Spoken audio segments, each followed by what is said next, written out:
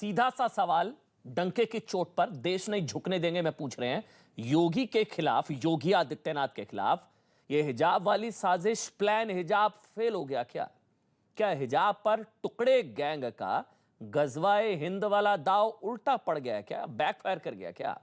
क्या यूपी चुनाव में हिजाब का मुद्दा बैकफायर कर गया क्या? जानते हैं सवाल इसलिए क्योंकि कर्नाटक हाईकोर्ट में हिजाब विवाद पर सुनवाई 28 फरवरी तक के लिए स्थगित करने की मांग उठाई गई।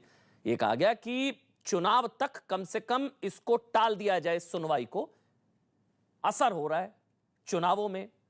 यह मांग उन लड़कियों की ओर से की गई है जिन्हें स्कूल में हिजाब पहनने की आजादी चाहिए थी। अब सोचिए ना, हिजाब और चुनावों का तो कोई लेना देना नहीं था ना। अब तक तो यही कहा जा रहा था कि ये चुनाव में ध्रुवीकरण के लिए ऐसा कोई साजिश नहीं है, बल्कि बार बार यह सच था कि यह सांप्रदायिक ध्रुवीकरण के लिए हिजाब वाला बंटवारा, देश में धर्म की दीवार खड़ी की गई ताकि पोलराइज हो जाए यूपी में वोटर 20%। लेकिन अब यह कहा जा रहा था कि भाई ये तो हिजाब का कोई चुनावों से लेना देना ही नहीं है। लेकिन अब उन लड़कियों की तरफ से और याचिकाकर्ता की तरफ से मांग की गई है कि कम से कम 28 तारीख तक, चुनाव पूरे होने तक इस पर सुनवाई ना हो, ऑन होल्ड चली जाए। अब कोर्ट में हिजाब पर अटकाने लटकाने और भटकाने का खेल शुरू हो गया, क्योंकि समझ में आ गया कि दाव उल्टा पड़ गया है। 2 चरण और नहीं हो पाया ध्रुवीकरण, बल्कि रिवर्स पोलराइजेशन हो रहा है, वहां 80 एकजुट हो रहा है। और ये योगी के खिलाफ प्लान हिजाब फेल हो रहा है। जिन्हें स्कूल में सोचिए ना हिजाब चाहिए, उन्होंने अपनी किताब से भी समझौता कर लिया है और वो भी नहीं चाहते कि इस मामले की जल्द सुनवाई और जल्द फैसला है। अदालत में सुनवाई रोकने की मांग में कहा गया कि चुनावी दल अपने फायदे के लिए हिजाब विवाद को हवा दे रहे हैं। समझिए, जबकि हिजाब विवाद उठते ही ये आरोप लगने लगे थे कि सारा विवाद यूपी चुनाव के लिए खड़ा किया गया है ताकि मुस्लिम महिलाओं को योगी सरकार के विरोध में खड़ा किया जा सके। हिजाब विवाद की टाइमिंग पर भी इसलिए सवाल उठ रहे थे क्योंकि कर्नाटक में यह मुद्दा यूपी चुनाव के ठीक उसी वक्त शुरू हुआ और हिजाब पर तनाव तब भड़का जब यूपी में मतदान हो रहा था। इसलिए प्रधानमंत्री नरेंद्र मोदी ने भी कहा था कि ट्रिपल तलाक गैंग मुस्लिम बेटियों को गुमराह कर रहा है ताकि वो बीजेपी के पक्ष में वोटिंग ना करें। योगी आदित्यनाथ ने भी हिजाब विवाद पर कहा था कि भारत में गजवाए हिंद का सपना देखने वाले अपनी साजिश में कभी कामयाब नहीं होंगे और लग रहा है कि उनका प्लान फेल हो गया। इसलिए अब कहा जा रहा है कि इस पर सुनवाई अभी कम से कम ना हो। तो आज हम यही सवाल उठा रहे हैं कि ये प्लान हिजाब फेल हो गया क्या? क्या दाव उल्टा पड़ गया क्या? ये जो ध्रुवीकरण वाला ख्वाब था, पर्दे के पीछे हिजाब के बहाने, वो उल्टा पड़ गया क्या? मालविका अविनाश जी मेरे साथ हैं भारतीय जनता पार्टी का पक्ष रखने के लिए। वो हैं मेरे साथ प्रोफेसर अवनीजेश अवस्थी जी हैं, दिल्ली यूनिवर्सिटी में प्रोफेसर हैं। प्रोफेसर अवनीजेश अवस्थी, आपका स्वागत। मालविका अविनाश जी, आपका स्वागत। समाजवादी पार्टी से अतुल सक्सेना और ऑल इंडिया एमआईएम से सईदा फलक जी, आप सबका स्वागत है। देखिए, सबको आप देख पा रहे हैं, सईदा फलक जी जुड़ चुके हैं ऑल इंडिया एमआईएम से, ओवैसी की पार्टी से, और अतुल जी हैं और प्रोफेसर अवनीजेश अवस्थी और मालविका अविनाश जी। हिजाब और चुनाव का तो कुछ लेना देना नहीं था भाई, ये तो प्लान फेल हो गया। अब कहा जा रहा है कि नहीं भैया, चुनाव तक रुक जाइए। अब तो समझ आ रहा है कि ये तो पूरा चुनाव के हिसाब से कर्नाटक में आग लगाई गई, वरना एक छोटा सा मामला उडुपी में 5 लड़कियों का अगर राष्ट्रीय सुर्खियां बन रहा है, इतना बवाल देश में आग की तरह फैल रहा है, ये तो यूपी का प्लान हिजाब तक जो शायद फेल हो रहा है मेरे ख्याल से, तभी कहा गया है कि चुनाव सुनवाई को टाल दिया जाए।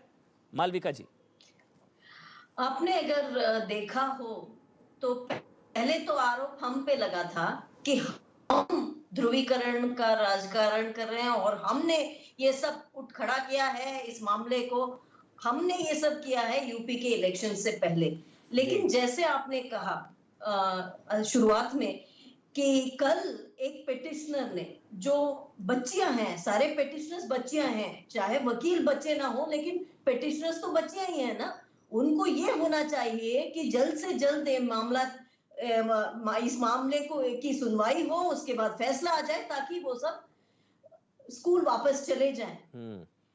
लेकिन इनको तो ये पड़ा है कि इन चुनावों के बाद ये सब करवाना है, तो कौन इनके पीछे खड़ा होके इनसे ये सब बुलवा रहा है, या फिर पिटिशनर्स की तरफ से ऐसा एक मांग क्यों रखा गया कोर्ट के सामने? तो अब ये सब स्पष्ट हो गया ना कि उनको लग रहा था कि जो विवाद है ही नहीं। सबसे पहली बात तो मैं ये बता दूं कि ऐसा कोई प्रतिबंध नहीं है हिजाब के ऊपर कर्नाटका में। इन्होंने तो ऐसे बवाल खड़ा किया था कि जैसे पूरे कर्नाटक में किसी को हिजाब पहनने की कोई स्वतंत्रता ही नहीं हो। ऐसा बिल्कुल नहीं है। एक कॉलेज में ये विवाद हुआ और उसी कॉलेज के बच्चियों ने अब कोर्ट के दरवाजे खटखटाए हैं। तो इस बीच पूरे देश में हिजाब अलाउड नहीं है, योगी जी ऐसे हैं, बीजेपी कम्युनल है, ये सब कहाँ से आ गई ये बातें? तो ये सब जो नैरेटिव है, जो टूल किट नैरेटिव है, तो इनकी तरफ से ट्राई सईदा तो किया फलक है जी कि हैं, इसको ऑल इंडिया MIM से सियासी तौर से इसको भड़काया जाए और लोगों को गुमराह किया जाए, झूठ बोला जाए, पूरी दुनिया के सामने देश को बदनाम किया जाए। ये सब अटेम्प्ट्स तो हो गए, लेकिन अब सब देखने को आ रहा है कि ये सारे सियासी बातें हैं। ठीक। सईदा फलक जी, ये योगी के खिलाफ प्लान हिजाब फेल हो गया क्या? उल्टा पड़ गया दाव। 20% को पोलराइज करना था, गलती से 80% पोलराइज हो रहा है, तो उल्टा पड़ गया क्या सईदा फलक जी?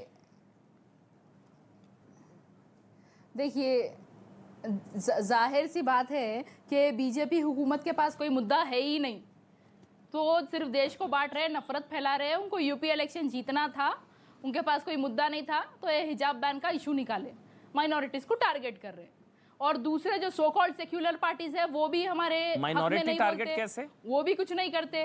तो उनको यही था कि ठीक है चलो ये हिजाब बैन करेंगे, माइनॉरिटीज को टारगेट करेंगे। हिजाब बैन कहाँ हो रहा है? लगा हुआ है माइनॉरिटीज को, नहीं तो किसको टारगेट कर रहे हैं? मुसलमानों को नहीं तो किसको टारगेट कर रहे हैं? नहीं, झूठ मत अरे बोलिए। भाई, स्कूल कॉलेजेस में लड़कियों को पढ़ने नहीं दिया जा रहा है, उनकी पढ़ाई नहीं कंप्लीट करने दे रहे, पढ़ाई में आंग लड़ा रहे, पढ़ाई में आंग लड़ा रहे, पढ़ने नहीं दे रहे, बोल रहे कि जाओ स्कूल कॉलेज जाना तो हिजाब निकाल, तो क्यों निकालते भाई? हमारे मजहब में जरूरी है, फ्रीडम ऑफ चॉइस है, फ्रीडम ऑफ रिलीजन है, राइट टू प्राइवेसी है, राइट टू प्राइवेसी है।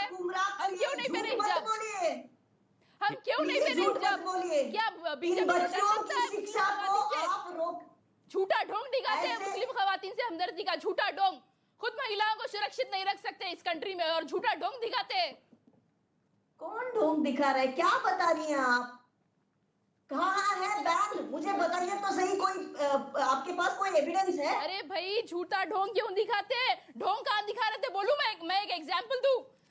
मुझे बोलने देंगे? उत्तर प्रदेश में मैंने मोदी जी की एक तकरीर देखी, स्पीच देखी, वो बोल रहे थे जनता पब्लिक मीटिंग में कि अरे यूपी में तो हिंदुस्तान में तो मतलब इतना ढोंग दिखा रहे थे कि जैसे कि उनको मुसलमान औरतों से हमदर्दी है। वो वहां पे ठहर गए, औरतों से हमदर्दी दिखा रहे हैं जहां पे एक दलित लड़की का रेप मर्डर हुआ था, उसका अंतिम संस्कार तक नहीं करने दिया घर वालों को, उसके साथ वो बच्ची के साथ वो इंसाफ की बात नहीं करते, उसके कातिलों को सजा नहीं देते, उसके बाद वो महिलाओं के से हमदर्दी की बात करते। उत्तर प्रदेश में जाके उनको शर्म आनी चाहिए, उत्तर प्रदेश में जाके वो महिलाओं की सुरक्षा की बात करे, वहां पे ठहर के वो बोल रहे महिलाओं की सुरक्षा के बारे में, जहां पे महिला सुरक्षित नहीं है, जहां पे 100 में ज्यादा रेप्स होते हैं।